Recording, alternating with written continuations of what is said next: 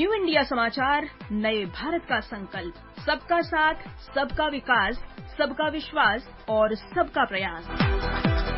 समाज में गरीब और कमजोर तबकों के लिए सरकार की चल रही कल्याणकारी योजनाओं और कार्यक्रमों से जुड़ी जानकारी पाएं। सरकार के इन कदमों के बारे में जानें और लाभ उठाएं। न्यू इंडिया समाचार, आकाशवाणी के साथ।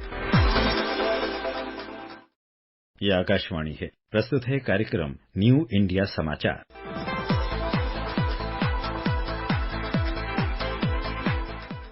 नमस्कार, आकाशवाणी के समाचार सेवा प्रभाग की प्रस्तुति न्यू इंडिया समाचार में आपका स्वागत है। श्रोताओं, इस बार हम आपके समक्ष लेकर आए हैं पत्रिका का 1 से 15 मार्च का अंक, जो अंतर्राष्ट्रीय महिला दिवस विशेषांक है। भारतीय संस्कृति में महिलाओं को सदैव ही सम्मानपूर्ण स्थान दिया गया है और महिलाएं समाज के सर्वोच्च स्थान पर प्रतिष्ठित रही हैं। आज भी हम लोग देवी दुर्गा, लक्ष्मी, काली और सरस्वती की पूजा करते हैं। यही नहीं, हम गांव में प्रवेश करने से पहले ग्राम देवी को भी नमन करते हैं। यह नारी शक्ति के प्रति अगाध सम्मान का प्रतीक है। आत्मविश्वासी नारी तू नारायणी के मंत्र को आत्मसात करते हुए प्रधानमंत्री नरेंद्र मोदी के नेतृत्व में वर्तमान केंद्र सरकार किस प्रकार पिछले 9 वर्षों से महिला सशक्तिकरण पर गंभीरता से आगे बढ़ रही है, इस पर आपके साथ पिछले सप्ताह विस्तार से चर्चा हुई थी। वास्तव में अगर महिलाएं और अधिक शिक्षित सक्षम होंगी तो विश्व समुदाय और अधिक प्रगतिशील और विकसित हो जाएगा। आज आपसे बात होगी पत्रिका के अन्य महत्वपूर्ण समाचारों पर। श्रोताओं, पत्रिका के इस अंक में पद्म पुरस्कारों पर एक श्रृंखला शुरू की गई है। जैसा कि आप जानते हैं कि यह अंक महिला विशेषांक है, तो इस बार पद्म सम्मान में नारी शक्ति को इस श्रृंखला की पहली कड़ी के रूप में लिया गया है। यत्र नार्यस्तु पूज्यन्ते रमन्ते तत्र देवता, यत्र तास्तु न पूज्यन्ते सर्वास्त्राफला क्रिया। अर्थात जहाँ पर स्त्रियों की पूजा होती है वहाँ देवता निवास करते हैं, जहाँ पर ऐसा नहीं होता वहाँ पर सभी कार्य निष्फल होते हैं। भारतीय संस्कृति में नारी सम्मान की संपूर्णता मात्र इस एक श्लोक से ही स्पष्ट हो जाती है। वर्तमान केंद्र सरकार में नारी को उनके हक का राष्ट्रीय स्तर पर सम्मान भी मिल रहा है। इससे आने वाली पीढ़ी सशक्त और ऊर्जावान होगी। भारत सरकार की ओर से प्रतिवर्ष जो नागरिक सम्मान दिया जाता है, उसमें महिलाओं ने इस वर्ष भी बौद्धिकता के बल पर अपनी मजबूत उपस्थिति दर्ज कराई। इस बार कुल 19 महिलाओं को पद्म सम्मान मिला, जिसमें 16 को पद्मश्री और 3 को पद्म भूषण सम्मान देने की घोषणा हुई है। न्यू इंडिया समाचार ने ऐसे ही कुछ पद्म पुरस्कार विजेताओं से बात की, जो पिछले कई वर्षों से बिना किसी प्रचार प्रसार और आडंबर के अपनी प्रतिभा के बल पर देश दुनिया में न सिर्फ राष्ट्र का नाम रोशन कर रहे हैं, बल्कि सनातन संस्कृति और वैदिकता के साथ साथ पुरानी कलाकृतियों को जीवित रखने और उसे अगली पीढ़ी तक पहुंचाने के काम में जुटी हैं। छत्तीसगढ़ के दुर्ग की रहने वाली उषा बारले को पद्मश्री सम्मान देने का निर्णय लिया गया है। बारले को 7 वर्ष की उम्र से ही पंडवानी लोकगीत के प्रति लगाव रहा। बारले कहती है कि संगीत प्रेमी और कला संगीत की समझ रखने वाले करीबी लोगों के कहने पर मैंने देश के नागरिक सम्मान के लिए आवेदन किया। हालांकि करीब पिछले 21 वर्षों से इस सम्मान के लिए प्रयास कर रही थी, लेकिन अंततः इस वर्ष केंद्र की वर्तमान सरकार की ओर से पद्म सम्मान देने का निर्णय लिया गया। यह न सिर्फ मेरे लिए बल्कि जो लोग लोक संगीत को नजरअंदाज करते हैं और गुमनामी में रहकर अपनी संस्कृति को जिंदा रखे हैं, उनके लिए भी यह अवार्ड प्रेरणा स्रोत साबित होने वाला है। वहीं असम के डिब्रूगढ़ जिला स्थित मोरान की रहने वाली होमो प्रभा चूटिया को भी पद्मश्री सम्मान देने का निर्णय लिया गया है। इन्होंने सूती, रेशमी और बारीक कटे बांस के टुकड़ों और विभिन्न प्रकार के कपड़ों का उपयोग करके कई तरह के धार्मिक ग्रंथ तैयार किए। 280 फीट लंबे और 2 फीट चौड़े कपड़े के टुकड़े में अंग्रेजी भाषा में पूरी भगवत गीता की बुनाई की। सुमन कल्याणपुर लगभग 30 वर्षों से गायकी से दूर हैं, लेकिन आज भी इनकी आवाज लोगों के दिलों के करीब है।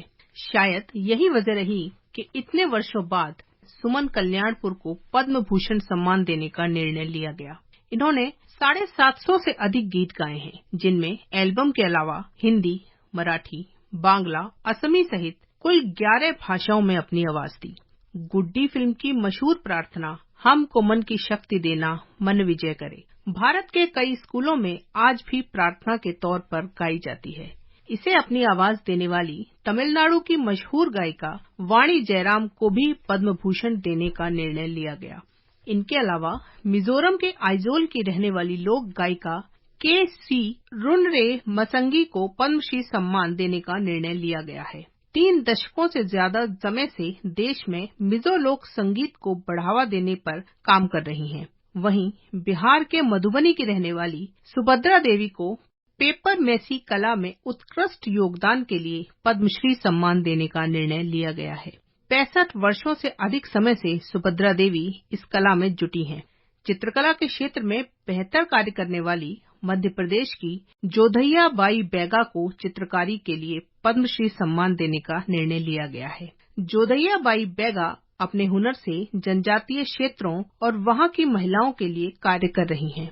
200 से ज्यादा आदिवासी महिलाओं और बच्चों को बैगा चित्रकला का प्रशिक्षण देकर उनके जीवन यापन में मदद कर रही हैं। श्रोताओं, अमृत काल में आत्मनिर्भर और विकसित भारत के संकल्प को पूरा करने के लिए दक्षिण के राज्यों को केंद्र सरकार रक्षा corridor, industrial corridor, multi modal connectivity और आधुनिक तकनीक के साथ मजबूती दे रही है। नवंबर से फरवरी के बीच प्रधानमंत्री नरेंद्र मोदी कर्नाटक के लोगों से 5 बार न सिर्फ कनेक्ट हुए, बल्कि 6 फरवरी को तुमकुरू में एशिया की सबसे बड़ी हेलीकॉप्टर फैक्ट्री राष्ट्र को समर्पित की। इस फैक्ट्री का शिलान्यास 2016 में प्रधानमंत्री नरेंद्र मोदी ने ही किया था। उन्होंने तुमकुरू औद्योगिक टाउनशिप का शिलान्यास करने के साथ हजारों करोड़ रुपए के विकास कार्यों की सौगातें दी। प्रधानमंत्री नरेंद्र मोदी 12 जनवरी को हुबली, 19 जनवरी को कलबुर्गी और फिर 6 फरवरी को तुमकुरू पहुंचे। प्रधानमंत्री के कर्नाटक दौरे की विस्तृत जानकारी आपको पत्रिका में मिलेगी। नए भारत में विकास, प्रगति और कनेक्टिविटी में बढ़ोतरी के मद्देनजर प्रधानमंत्री नरेंद्र मोदी का जोर देश में उत्कृष्ट सड़क इंफ्रास्ट्रक्चर तैयार करने पर है। इस दृष्टिकोण को वास्तविकता में बदलने के लिए देश भर में अनेक विश्वस्तरीय एक्सप्रेसवे का निर्माण किया जा रहा है। ऐसी ही एक महत्वपूर्ण परियोजना है दिल्ली मुंबई एक्सप्रेसवे, जिसके पहले चरण दिल्ली दौसा लालसोट सेक्शन का प्रधानमंत्री नरेंद्र मोदी ने 12 फरवरी को उद्घाटन किया। यह एक्सप्रेसवे 6 राज्यों दिल्ली, हरियाणा, राजस्थान, मध्य प्रदेश, गुजरात और महाराष्ट्र से होकर गुजरेगा और कोटा, इंदौर, जयपुर, भोपाल, वडोदरा और सूरत जैसे मुख्य शहरों को जोड़ेगा। इंफ्रास्ट्रक्चर का लाभ कैसे विकसित भारत के सपने को साकार करने वाला है, इस पर प्रधानमंत्री नरेंद्र मोदी कहते हैं, जब ऐसी आधुनिक सड़कें बनती हैं, आधुनिक railway station, railway track, metro, airport बनते हैं, तो देश की प्रगति को गति मिलती है। दुनिया में ऐसे अनेक अध्ययन हैं जो बताते हैं कि इंफ्रास्ट्रक्चर पर लगाई गई राशि जमीन पर कई गुना ज्यादा असर दिखाती है। इंफ्रास्ट्रक्चर पर होने वाला निवेश उससे भी अधिक निवेश को आकर्षित करता है।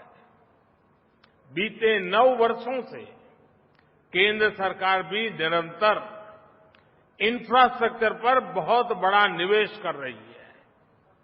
राजस्थान में भी हाईवे के लिए बीते वर्षों में 50,000 करोड़ रुपए से अधिक दिए गए हैं। इस वर्ष के बजट में तो हमने इंफ्रास्ट्रक्चर के लिए 10 लाख करोड़ रुपए की व्यवस्था की है। ये 2014 की तुलना में 5 गुना अधिक है। इस निवेश का बहुत बड़ा लाभ राजस्थान को होने वाला है। यहां के गांव, गरीब और मध्यम वर्ग के परिवारों को होने वाला है।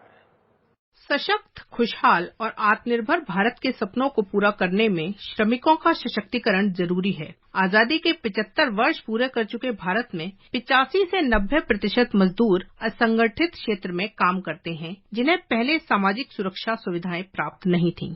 पहली बार किसी सरकार ने श्रमिकों की सुध ली और 29 श्रम कानूनों को 4 श्रम कोड में शामिल कर सरल बनाने से पहले 5 मार्च 2019 को असंगठित क्षेत्र के श्रमिकों के लिए वृद्धावस्था में आर्थिक सुरक्षा देने वाली प्रधानमंत्री श्रम योगी मान धन योजना शुरू की।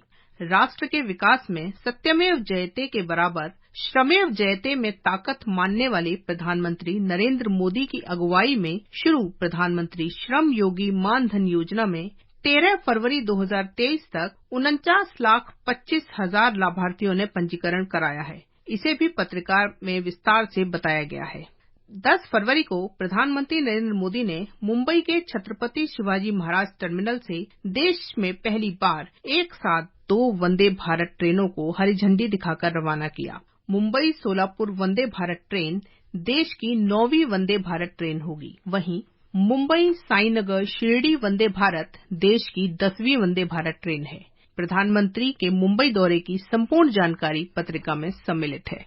उत्तर प्रदेश में आज बिजली से लेकर कनेक्टिविटी तक हर क्षेत्र में सुधार आया है और बहुत जल्द यह देश के उस इकलौते राज्य के तौर पर भी माना जाएगा जहां 5 अंतर्राष्ट्रीय हवाई अड्डे होंगे। इंफ्रास्ट्रक्चर के साथ साथ उत्तर प्रदेश में सरकारी सोच और अप्रोच में ईज ऑफ डूइंग बिजनेस के लिए सार्थक बदलाव आया है। सार्थक बदलाव लाने वाले इसी राज्य की राजधानी लखनऊ में प्रधानमंत्री नरेंद्र मोदी ने 10 फरवरी को वैश्विक निवेशक शिखर सम्मेलन 2023 का उद्घाटन किया। कार्यक्रम के दौरान प्रधानमंत्री नरेंद्र मोदी ने ग्लोबल ट्रेड शो का भी उद्घाटन किया और इन्वेस्ट यूपी 2.0 लॉन्च किया। खेलो इंडिया के साथ साथ स्थानीय स्तर पर प्रतिभा निखारने के लिए सांसद खेल महाकुंभ जैसे कार्यक्रमों का आयोजन किया जा रहा है। प्रधानमंत्री नरेंद्र मोदी 5 फरवरी को जयपुर महाकुंभ प्रतियोगिता में शामिल हुए। जयपुर खेल महाकुंभ में 6500 खिलाड़ियों ने भाग लिया। इसमें 125 से अधिक महिला टीम शामिल हुई। इन सभी समाचारों की विस्तृत जानकारी न्यू इंडिया समाचार पत्रिका में सम्मिलित है। प्रधानमंत्री नरेंद्र मोदी ने 10 फरवरी को मुंबई में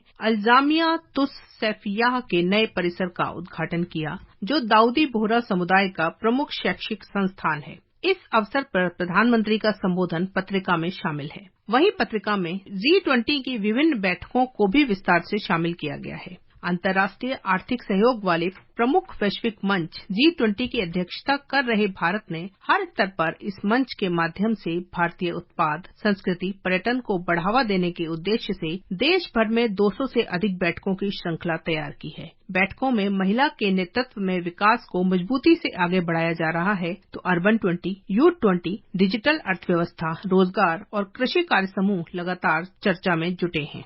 श्रोताओं, G20 अब जन जन का G20 बनने लगा है। उत्पाद, संस्कृति, पर्यटन को मजबूती मिल रही है। अंतर्राष्ट्रीय आर्थिक सहयोग वाले प्रमुख वैश्विक मंच G20 की अध्यक्षता कर रहे भारत ने हर स्तर पर इस मंच के माध्यम से भारतीय उत्पाद, संस्कृति, पर्यटन को बढ़ावा देने के उद्देश्य से देश भर में 200 से अधिक बैठकों की श्रृंखला तैयार की है।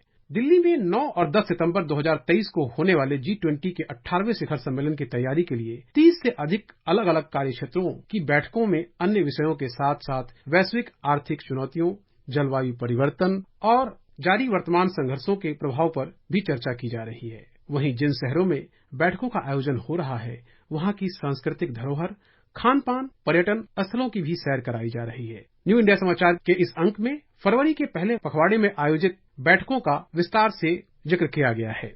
इसके अलावा कृष्ण गुरु एक नाम अखंड कीर्तन में प्रधानमंत्री का संबोधन, महर्षि दयानंद सरस्वती की 200वीं जयंती समारोह का उद्घाटन और कैबिनेट के फैसलों की विस्तृत जानकारी आपको पत्रिका में मिलेगी। श्रोताओं, समय की बाध्यता को देखते हुए आज के कार्यक्रम में इतना ही। कल के कार्यक्रम में बात होगी इस बार के अंक के अमृत महोत्सव की। इस पाक्षिक पत्रिका की हर प्रति न्यू इंडिया समाचार.pib.gov.in वेबसाइट पर उपलब्ध है, जहां आप सभी समाचारों को विस्तार से पढ़ सकते हैं। डिजिटल और प्रिंट में यह पत्रिका देश ही नहीं विदेशों में भी अपनी अलग पहचान बना चुकी है। इसका ट्विटर हैंडल NISPIB इंडिया है, जो वेरीफाइड है। इसके अलावा आप हमें response-nis@pib.gov.in पर ईमेल के जरिए अपना सुझाव भी भेज सकते हैं। श्रोताओं, तब तक के लिए धन्यवाद।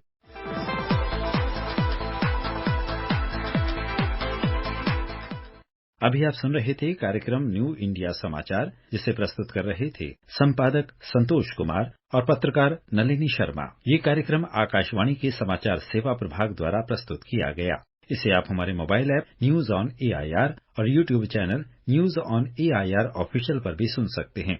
ये कार्यक्रम फिर से सुनने के लिए लॉग ऑन करें हमारी वेबसाइट newsonair.nic.in।